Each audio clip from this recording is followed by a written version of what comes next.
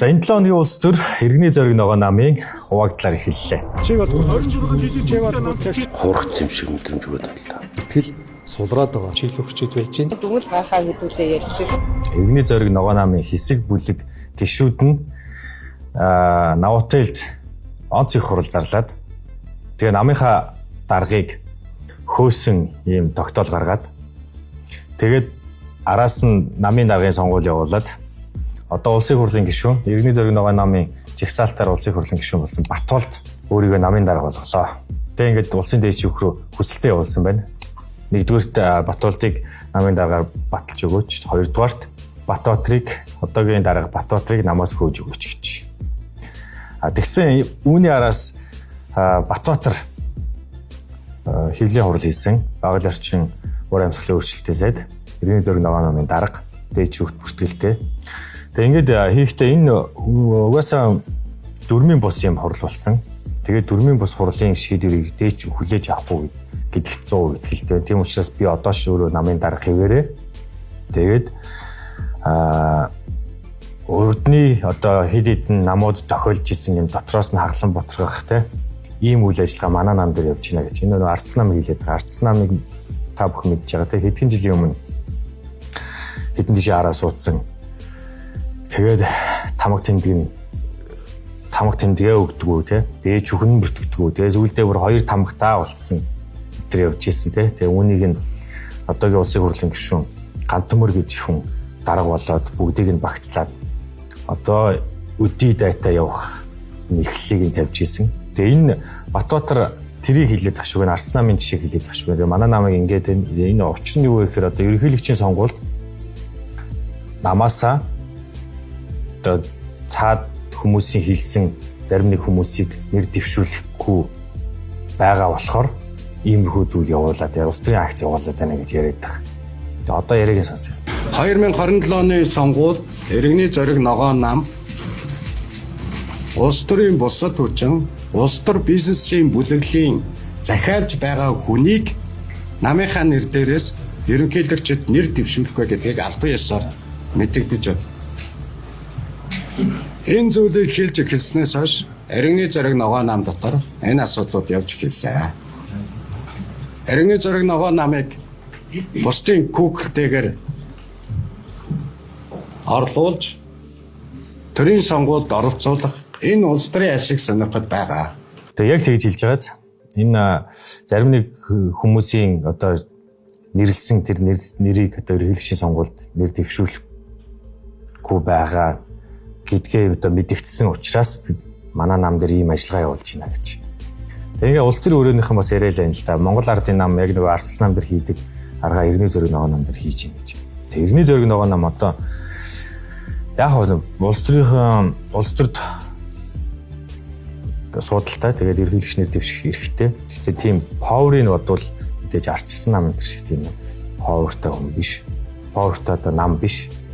Тэгээд яг ерөнхийлөгчийн сонгуульд иргэний зориг ногоо намыг дотроос нь ботлох ийм одоо эрх ашиг Монгол ардын намд байна гэж үзвэл хэрвээ тэгж магадгүй. Нөгөө талаараа үнэхээр намын одоо дотоод асуудал нь өөрсдөө учир олохгүй байж магадгүй бах. Ямар тааш ингээд хоёр намын даргатай холоотглоо. Тэгээд энэ хуваагдал нь хэр цаашаа үргэлжлэх юм байгаа. Эрх баригч нам үнэхээр иргэний зориг ногоо намаар тоглоод байгаа бол нэлээд удаа үргэлжлэнэ. Аль аль нь дөрмийнч батлахгүй тэгээд нөгөө намын даргынч батлахгүй. Тэгээ яагаад Батбаатарыг ер нь ингээд намаасаа хөөгөөд те ингээд шинэ намын даргатай болоод байгаа юм бэ гэдэг нэг асуулт гарч ирж байгаа. Тэгээ энэ дээр ингэсэн юм байна. Одоо улс төрийн намууд чинь сая 1 сарын 1-ээс шинжилсэн дүрмээр явах хэвээр.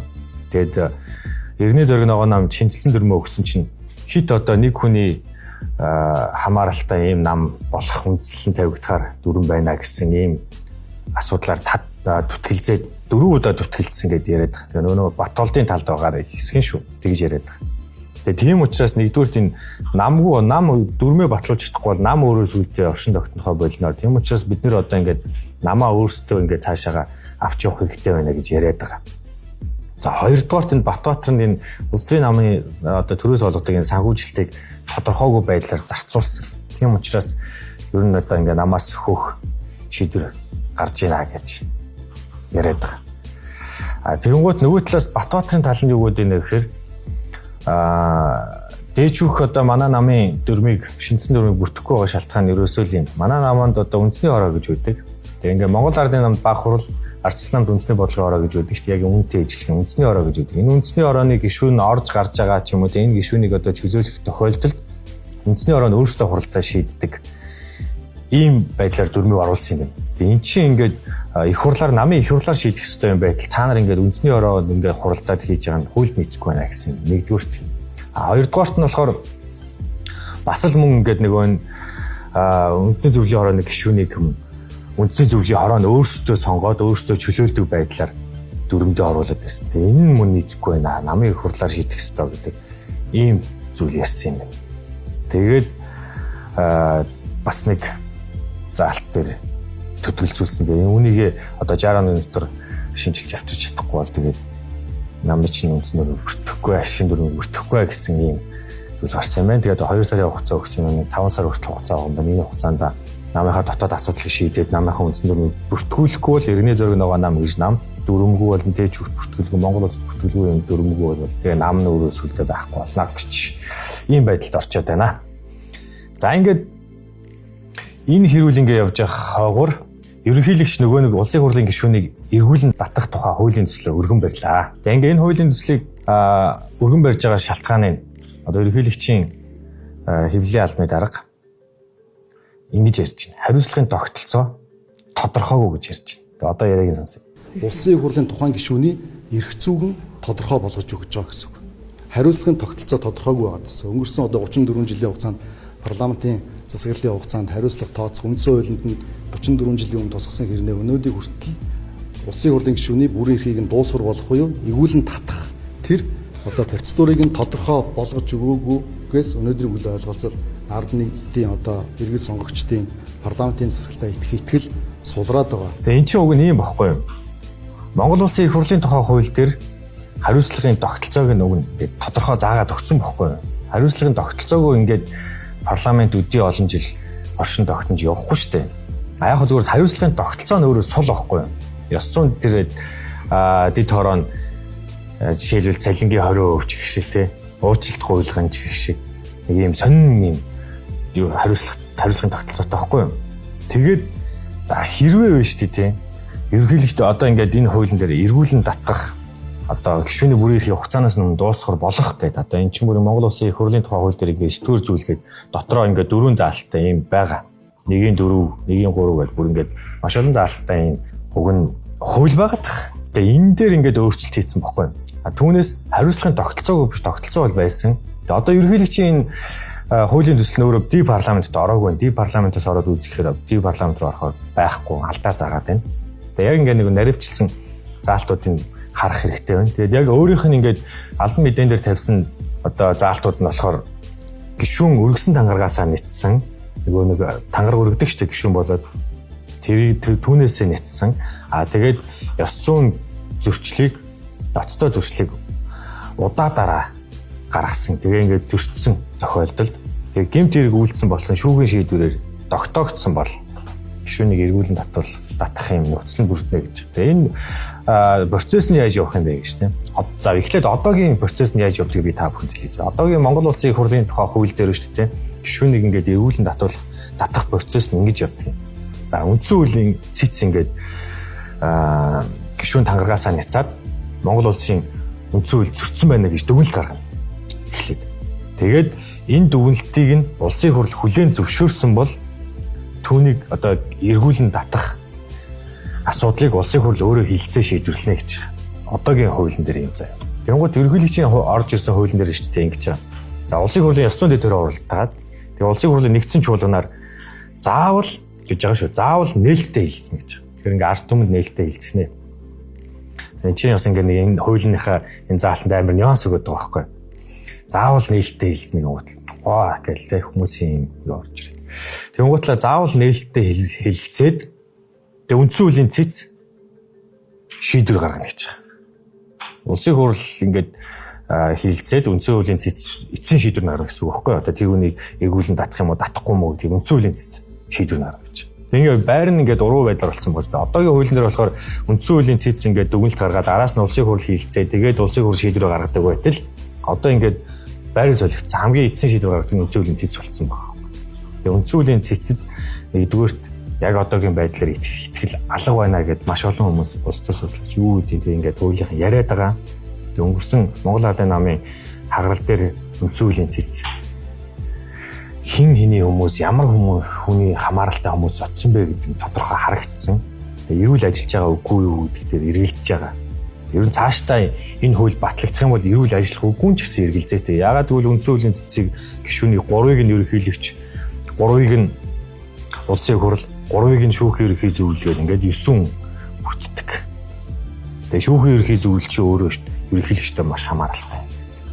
Ингээд ерөнхийлөгч баг ер нь хөдөлчөнд 6-ыг нь томилжүүл ингээд араас нь так гэдэг эргүүлэн татаад өөртөө таалагдахгүй байгаа хүмүүсээ татах юм магадaltaй. Нэг иймэрхүү нюанстай хууль орж байгаа. Энийг ингээд бас ингээд хоёр талд хуваагдсан байна. Зарим нэг нь эсэргүүцээ, зарим нэг нь дэмжээ те. Одоо ёс зүйн зөрчил гаргаж байгаа хүмүүст ер нь эргүүлэн татах ёстой гэдэг ч юм уу. Зарим нэг нь болохоор тэртээ тэргүүд 60, 70, за тэгээ 100 мянган хүний санал аваад тэр олон хүний итгэлийг хүлээгээд ороод ирсэн хүн бол бүрийн эрхээ эзлэх ёстой энэ хүмүүс те. Ийм багтаа. Гэхдээ ёс зүйн зөрчил гаргуул гэж хариуцлага тооцох ёстой гэдэг нь зөв. Ийм байдлаар хариуцлага тооцох уу гэдэг нь хэцүү. Энэ нөгөө хонголтой ижлэх юм болчвол яах юм те. Ерөнхийлөгч ингээд шууд таалагдахгүй байгаа гişүүдээ ингээд эргүүлэн татаад ард түмний нэр барьж эргүүлэн татаад тэгээд сүүлийн алахын үндсэн хуулийн цэц зохиод ингээд татаад байвал болохгүй. Энд чинь ардсан парламентын одоо тэр зарчимд маш халдаагаар нөлөөлнө гэж. За ингээд хуулийн төслийн ямар ч өргөн байрлаа. Энэ хуулийн төслийг засгийн газар яралтаагаар хилцүүлэх юм бол одоо эх 7 хоногт чуулга эхэлнэ. Нэгд өдөр эхэлнэ. Тэгээд ингээд баг ороод ирэх үз. Тэгээд хэрэг батлагдах юм бол батлагдсан цагаасаа энэ хууль хэрэгжиж эхэлнэ гэж.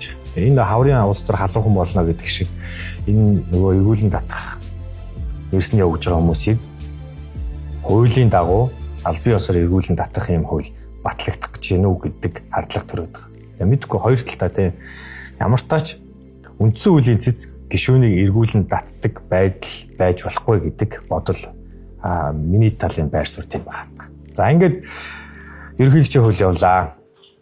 Тэгсэн нөгөө талд өнөөдөр яг энэ ерөнхийлөгчийн сонгуультай холбоотой, ерөнхийлөгчтэй холбоотой сүүлийн үед маш их яригдж байгаа. Алтан уугийн хөгжлийн банкны хэрэгтэй холбоотой эрүүгээргийн дав заалтгчны шүүхийн магадлал гарлаа. Тэгээ түүний өмнө нөгөө нэг шүүхээр энэ хөгжлийн банкны хэрэгтэй холбоогүй мэн бэрэн группт одоо ямар нэгэн байдлаар өөрийнхөө нөлөө үзүүлж зээл олгоогүй юм байна гэдэг цагаатгсан 2-3 удаа. Тэгсэн чинь тэр цагаатгсан нь одоо буруу байсан юм байна гэдээ прокурор дээд шүүхт гомдол гаргаад дээд шүүх тэрийг авч хэлцээд ингээд өнөөдөр магадлал гаргаад цагаатгсан нь буруу байсан юм байна гэдээ цагаатгсан шүүхийн дээр хүчингү тооцлоо. Ерөнхийдөө гин буруутай тооцож байна гэсэн үг. Тэгээ ингээд дахиад процесс үргэлжилнэ. Тэгээ алтан ууг яг энэ шүүхээс гарч ирээд өөрөө яриа өгсөн. Энэ яриаг сонсон. Улс төрийн асуудал шүү дээ. Энэ алтан уугийг нэг явуулахгүй байх юмсан л гэдэг нэг хаашаа ч мэдэхгүй л нэг хөдөө туршаад нэг 4 жил явуулаа шүү дээ. Тэр л үргэлжилж байгаа гэж би харж байна. Манай өнгөд шийдчихлээ шүү дээ. Анхан шатруу улсаа хандаад явах юм бол дахиад. Тэгэл нөгөө нэг ерөнхийлөгчийн сонгуулийн асуудал яваад байгааз. Одоо ингээд бүх ерөнхийлөгчийн сонгуулийн бэлтгэл ажил ингээд эхэлсэн байна. Жил үргэлжлэх нэ шүү дээ. Бид нэр одоо энэ ерөнхийлөгчийн сонгуулийн PR-ыг харж тэ улс төрийн тоглолтыг харж. Тэг ингээд ерөнхийлөгчийн сонгуульд ингээд намайг гэсэн чинь ийм зүйл болж байна гэдэг өөрөө ярьж. Тэг алтан уугт одоо ямар боломж байгаа гэхээр улсын дээд шүүхт мэдээж гомдол гарганд дав заалтах юм. Гомдол гарах юм боломжтой. Тэгээ улсын дээд шүүх тэрийг хүлээж авах юм уу те. Ингээд цаашаа процесс үргэлжилнэ гэж. За ямар тач цагаатгсан шүүхийн шийдвэр нь хүчингүй боллоо гэж. Тэгсэн өчигдөр Монгол улсын ерөнхий сайд Зандан Шитар Рио Тинтогийн зарим нэг удирдлагуудыг хүлээн авч уулзсан. Ингээ уулзахдаа их сүртэй. Одоо ингээ яриагийн та бүхэнд ихлээр сонсгочод ирээ. Тэгвэл илүү сүртэй байгаа. Эзэн юмаа жиргэн усаах штэ гэд өмнө хэлчихсэн. Алтыг наваад авдрыг хийж болохгүй. Хариултууд бол өмнө хэлэхэд бидэнд таалагдахгүй. Энэ хүмүүс Монголын ард түмэнд Монголын парламентод ингээд хурц юм шиг мэдрэмж өгöd байна л да. За манай ууралс таалагдахгүй байна те наа чинь ерөөсөө Монгол улсад ямар ч ашиггүй байна. Бид нэр одоо ер нь ингээд одоо өөрсдийнхөө хүртэх стайл хүртмээр байна. Тэгээд ер нь таалагдахгүй ингээд олно шүү гэдэг ч юм уу те. Иймэрхүү зүйл ярьсан. Тэгээд тэг 5 шаардлага тавилаа. Тэр 5 шаардлага нь ямар бэ гэхээр оюутлогоо төслөөс Монгол улсад ногдох өгөөжийг 60-аас дээш хувьд хүргэх гэж байна. Тэгээд араас нь заалтуудын дага, араас нь шаардлагуудын дага. Тэгээд хувь нийлүүлэгчийн зээлийн хүүг эрс бууруулах гэж. Одоо бид нар энэ хүүндээ алуулаад байгаа шүү дээ. Тэгээд энийг эрс бууруулах гэж. Бүр эрс бууруулах гэж байгаа шүү. Нилээд бууруулах гэж. За араас нь менежментийн төлбөрийг бууруулах. Одоо бид нар энэ менежментийн төлбөрт Rio Tinto-д оюутлогын компани маш их мөнгө төлж байгаа. За 2030 оноос оюутлогын компани менежментийн хувьд биедан ажиллах гэж. Одоо энэ нэг Rio Tinto-д мөнгө төлөхгүйгээр 30 оноос эхлээд өөрсдөө ингээд менежментээ биедан ажлын хэмжлэгийг бүрдүүлэх гэж. Тэгээ дөрөвдүгээрт Монгол улс 2026 онд багтаад ногдол ашиг хуваарлах гэж. Энд чинь нэг юм хоёр одоо зөвхөн ингээд бизнесийн зарчмаар ярил манайх чи ингээд засгийн газар Rio Tinto гэдэг компанитай нийлээд ингээд гадны 15 газраас ингээд зээл аваад банкудаас зээл аваад тэгээд ингээд бизнес босгоод явж байгаа байхгүй. Тэнгууд эн чинь бодонгууд бид нэр ингээд зээлээ төлж дуусгачаад тэгээд араас нь өөрсдөө ашигаа хүртэж эхлэндэ тий ингээд зээлээ төлчөөд тэнгууд л одоо ингээд зээлээ төлж чадахгүй зээл нь ингээд чадахгүй ч байгаа зээл нь ингээд маш удаашралтай байгаа. Бид нэр бараг 20-30 жилийн дараа ногдлоо шиг авах юм боломжтой байна. Тэнгууд энийг бид нэр шууд одоо хүртье гэж байгаа юм. Ерхий сайд бид нар одоо ногдол шиг авмаар байна. Энийг одоо шийдэж өгөх гэдэг тэгж байгаа юм. Тэгээ ингээ онтроотой холбоотой асуудал ярьсан. Онтроотой холбоотой асуудал дээр бид нар Монгол улсаа үндсүүлэх 6-гийн 2-ыг баримтлаа шүү гэдэг зарчим дээр байгаагаа илэрхийлсэн. 6-гийн 2-т юу байдаг вэ гэхээр Монгол улсын одоо байгалийн баялагын өгөөж нийт ард түмний мэдэлд нийт ард түмэнд ашиг хүртэх гэсэн иймэрхүү зарчимтай байдаг юм заалт. Одоо бас яг үгүйсэн санахгүй. Гэхдээ нэг иймэрхүү байдаг. Тэгээ ингээд ийм 5 шаардлагыг тавьжээ. Тэгээ одоо энэ 5 шаардлагын онтрыг чинь Rio Tinto-гийн удирдлагууд эргэж очиж хоорондоо хэлэлцээ тэгээд хариу өгөх бах. Тэгээ энэ цаашаа яах юм шийдэгдэх бах. Тэгээ хэрвээ энэ шаардлагуудыг хүлээн зөвшөөрөх юм бол бид нэр оюутлогоос 2026 онд ногдол ашиг авах нь байна. Тэгээ ямар ч гэсэн менежментийн төлбөрөнд буурах юм байна. Яг манайд талд бол нэлээд ашигтай. Тэгээ энэ 26 онд багтаад ногдол ашигаа ингээд авчих юм бол энэ 27 оны ерөнхийлөгчийн сонгуульд нь зандан шатрын маш том пиар болох байхгүй. Тэрийг бодож магадгүй шүү. За нэг иймэрхүү. Тэгсэн нэг ийм зүйл ярихгүй бол болохгүй нэ. Ингээд сүүлийн үед өчтөр өнөөдөр хоёр ингээд сошиал орчинд насан туршийн хүүхдүүд нэг нэгээ ингээд хэрцгийгээр дарамтлж зодж хүчрхийлж байгаа юм бичлэг тавигдлаа. Тэгээ энэтэй холбоотой ингээд яг өмнө байсан бичлэгүүд ингээд маш ихээр гарч тавигдлаа. Тэгээ ингээд 130 доор сургуулийн хүүхдүүд байсан юм байна. Тэгээ 21 дэх сургуулийн хүүхдүүд байсан юм. Тэгээ бас нэг ямар номч гэлээд нэг хувийн сургуулийн хүүхдүүд байсан юм. Тэгээ цагдаагийн байгууллага ингээд 8 хүүхдийг холбогдуулаад шалгаж байгаа юм энэ гэмтэрхтэй холбоотой. Тэгээ ер нь ингээд нэг 2 охин 2 эрэгтэй байгаа юм. Энэ хоёр ер нь байнгын ингээд бичлэг хийж тогтмол ингээд хүүхдүүдийг хүчрхийлж мөнгө авдаг, эд зүйлсийг дээрэмддэг юм байна. Тэгээ түүнийг ингээд бичлэгээ ингээд одоо өөрсдийнхөө юм нууц групп тавьдаг ч юм уу тэгдэг. Тэгээ энэ Шангрила авир тэр нэг хүүхдээ яриад байгаа Шангрила авир ер нь ингээд цуглаж яадаг. Тэгээ ингээд Шангрилагийн дөрөв давхарт камергүй юм хэсэг байдаг. Тэр хэсэгт нь очиж нөгөө хүүхдүүдэд зодож дарамталдаг юм. Тэгсэн энэ нөгөө нэг хэргийн хаанаас ингээд сурвалж сэтгүүлчид ингээд хөөцөлдөд тэгээд сургууль дээр нь очиж эцэг эхчүүдээс болон тэгээд сэтгэл зүйчээс яриа авсан. Тэгээд надад энэ сэтгэл зүйчийн яриа үнэхээр таалагдахгүй байгаа учраас би энийг ингээд албаар таавхан сонсоолъё гэж бодчих. Энэ дээр ингээд сэтгүүлчд өөрсдөө ингээд маш тодорхой асууж байгаа. Та тэр асуултын ч гэсэн сонсоорой. Энэ сэтгэл зүйчийн яриаг сонсон. Ер нь үе иргэнгийн дээрхэлт юунаас үүсдэг юм шиг байна. За одоо бол яагаад сонсож орчих юм ингэж тавьдаг вэ? за мэдээж нөгөө нэг цагдаагийн газруудаар ингээд ажиллаж байгаа юм чинь ажиллаж байгааснаа дараа дүнэлтийн газрын дараа биднээс ярилцлага юм байна.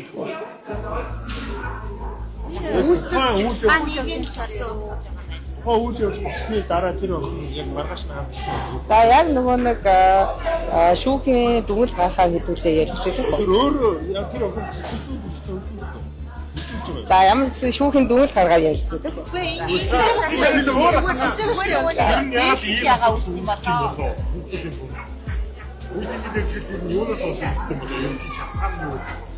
За эдгээр яг хүүхдүүдэд эхлээд шалгадیں۔ Дараа нь тэгээд дараа нь би ярилцлаа гэдэг. Ямар арга хэмжээ авч ажиллах вэ? Сургууль яаж ажиллах вэ? Сургууль мэдээж хүүхдийнхаа сэтгэл зүйн дэмжлэгийг үзүүлнэ шүү дээ.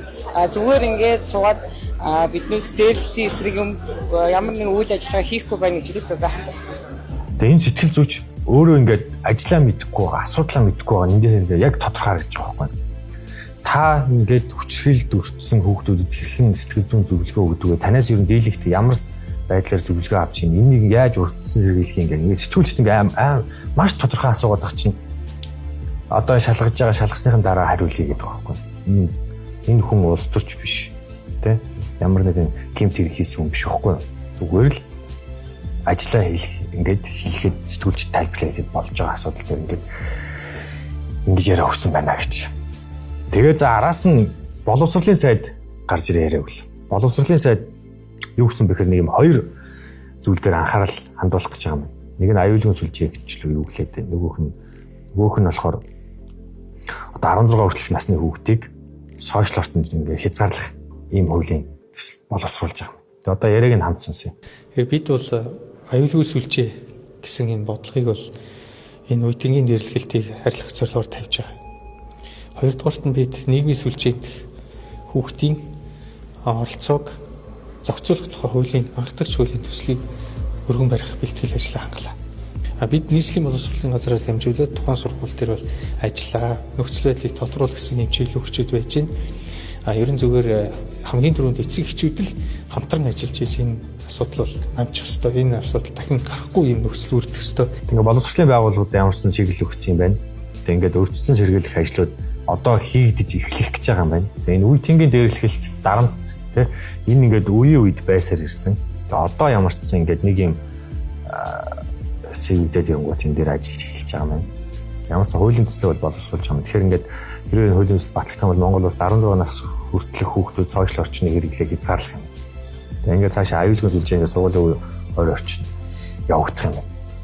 Тэгээ хамгийн гол зүйл нь ерөөсөө ингээд дурд энд эцэг эхчүүд хүүхдүүдтэйгээ маш сайн харилцах хэрэгтэй байна.